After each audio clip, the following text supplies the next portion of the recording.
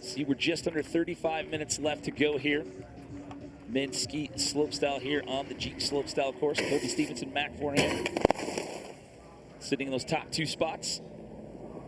On Max, right off the bat there, you see him, he's looking to stop the spin out and go back to backwards and just kind of lands a little sideways there. So it's tough when any little bobble like that you have early on the rail section to come down into these jumps with confidence and that, you know, sort of push to try really hard stuff when you kind of know the judges are critical on little bobbles and you might not even get the score you want after all. Switch double cork 900 there, reaching out for the bow and arrow grab. And there's a double 1440 diving forward bio off the lip. So a lot of names getting thrown out. The numbers are all the numbers of rotation, so the degrees of spins. And then the cork is what a lot of these athletes are doing, getting off axis backwards. But Max, really unique with the bio rotations. That's when you see one of them dive forward off the lip and really spinning off axis in that forward momentum. Take another look here at the bottom. It's that switch double cork.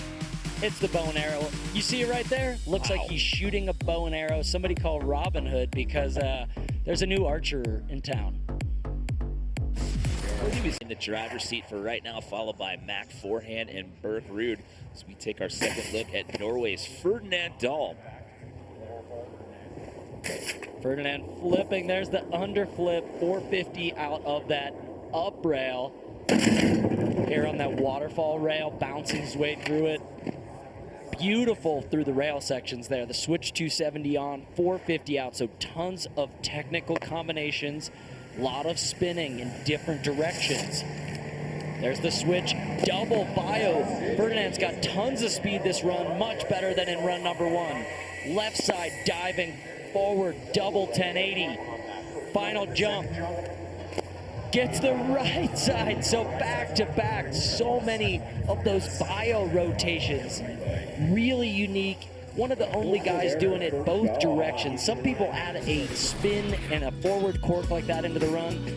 Not like that. Not with them to the left and to the right as we take another look at that underflip out, fully inverted of that rail feature. And here's that switch 1260. It's so unique. He's spinning around to the side, so it's sort of in between a bio and a cork. And anytime, I'll say it again, the judges see something different. If you're doing something unique comparatively to the other athletes, that is cool because it's different, it's creative, it's unique. And on to that last run by Ferdinand Dahl, he now finds himself in that number 2 position. Yeah, Colby, that first run, not necessarily easy for him, but he definitely wasn't full gas. He wasn't doing all of his biggest rotations. It was such a smart play to put a solid run down. So has the lead overtaken, but he's got so much more variety, extra rotations he can add into this run to up the difficulty. Big double flat spin off that shark fin. There's the switch 1080, so hard to get that rotation correctly coming off the sort of super pipe inspired takeoff. Bottom jump, look for another big 1620. Colby Stevenson again puts down another run. The consistency is off the charts. Oh, man.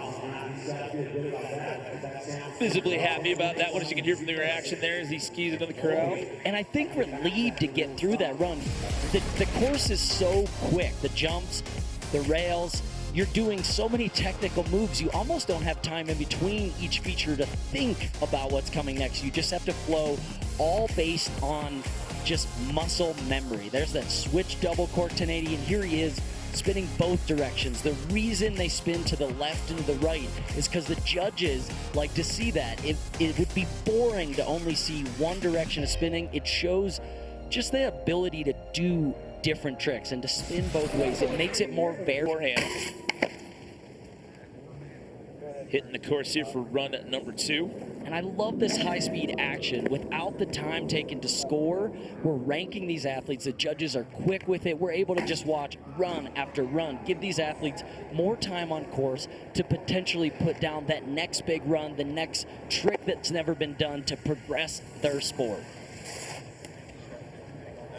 Oh, there's a double cork 900. Really cool because he looks like he's going to do a 1080. Stops the rotation at 900. Coming in switch. Let's see a big switch. 1620. All wrapped up. Saw the 1080s last run. Mac forehand coming out in run number 2 says, I'm not spinning 1080s. It's not 2010 anymore. Let's go. 1620. 4.5 full rotations on that final jump. Here we are up top. That's that transfer that we see him and fellow American Colby Stevenson do. I mean, that is 5 to 8 feet apart. You got to jump from one to another. And here at the bottom, let's check out the grab. In slow-mo, nothing is hidden. Reaching over for the Cuban, the far tail, the hard one to get to. Holding it, coming around. So similar amount of spins to what Colby did, but he's doing this one switch, and it's just so wrapped up. Comes around to his feet perfectly at the bottom of that lane. We get set to take another look here at Berkrud. You can see right there, he's got some X Games hardware in big air, but he doesn't have any yet on the slopestyle course. Looking to change that here today. If he keeps doing technical tricks like that, he's going to change that quickly. That first rail trick, 2 switch ups and a 450 out. This is looking to be an amazing run. So spinning to the right on that backside 360 switch up. So a lot of variety left and right. Very technical on the rails. 1440 to the right on jump number 1. This is shaping up to be a beautiful run. Double cork 1260. Switch left side. 1440 squeaking that around. Will he get the switch right side? 900. Okay. Burke really wants to do a big switch right side move on that final jump, and I just don't think he thought he had the speed, but the rails were so technical, that might still be a really high ranking run despite only a 900 on the final jump. Here, that switch 2 on, back switch up. There's so much being done, all of this. Anytime you're switching up and spinning around on those rails, makes it harder to balance. And look at this, the 1440 on that first shark fin, wrapped up, just 3 in that last round that we saw before we went to break. So we go back up to the top and start all over again with Canada's Evan McEachran. Yeah, and always something to remember with slopestyle, though. It is that best run that wins. So anybody down and out at the bottom of the leaderboard, still a chance to put a full run together and completely move up all the way to the top. You just need one perfect top to bottom run. And Evan getting this one going good. Clean through the rails. It's here on these jumps that he's just been having trouble getting the speed, getting all of his grabs and tricks, but this one looking good. Double cork 1260. Spins the switch right side 1440. Bottom jump looking for a big switch left side 1440. So Evan McEachran finally putting down a full run top to bottom, clean technical rails, and 2 1440s, one to the right and one to the left. Look again at the top here. This rail section is littered with metal. It's heavy metal, Metallica up top. And here, gripping. Anytime you spin on one way and spin off the other way, that's what we call a pretzel, because your body and your skis kind of have to contort to do that change in direction. And there's that switch 1440, lands that 15-minute mark here. Men's ski slopestyle bringing back in Switzerland's Fabian Busch. He currently sits down there at the bottom of the pack in 9th. Let's see if he gets the flip out of this up rail this time.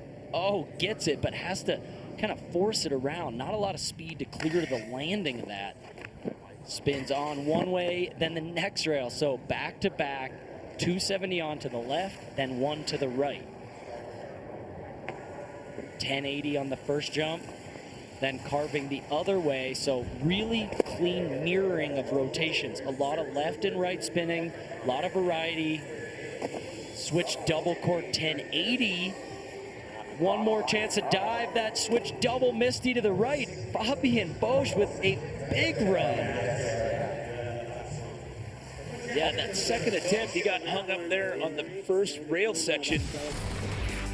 You had mentioned speed might be an issue, but managing to get through the jump section there and put one down here in round 3. And look at that. You can see in slow-mo, he just barely makes it over that. And this trick in particular at the end, the way he dives forward into that misty rotation helps him clear with maximum speed because you're pushing your momentum over the knuckle and that style. Bring in Alex Hall, defending or a gold medalist in 2000. That first hit there. Outside 450, opposite 270 out for A Hall. 270 on, going opposite way 270, then wrestling it back out 270. Quick double 9 right there for A Hall on that first sharp pin. Check this out, 900. It's the landing, switch 360. That is on purpose. There's a 1260 on the first round, forward into the last one. Oh, having a little issue, trying to go for the 12 bring back, the 14 bring back as well. And then just spinning around on the bottom there, so. A-Hall with some great tricks up on the course, just having a little trouble in a couple of them. Some serious creativity out of A-Hall though.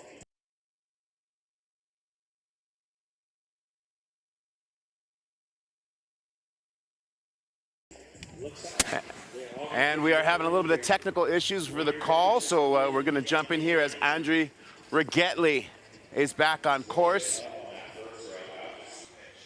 This slopestyle course, man, the manner in which these guys have been dealing with this snowfall has been pretty amazing. Speed being key. Rigetli having a field day on the top of this rail section. Into the shark fin with a nice switch double. Left side 1260. Ooh. Ooh. Okay. Switch double 1260 and then into right side 16. Andre Rigetli said, I am here for some podium. In the snow globe, I might add. Woo. What snow? big So 16-20 to finish impressive. that thing off to the right. Look at him reaching down, locks in the safety grab, spinning. You know, Let's go despite there at this the end to condition. just wrap out of it. But Andre, run number 3, finally put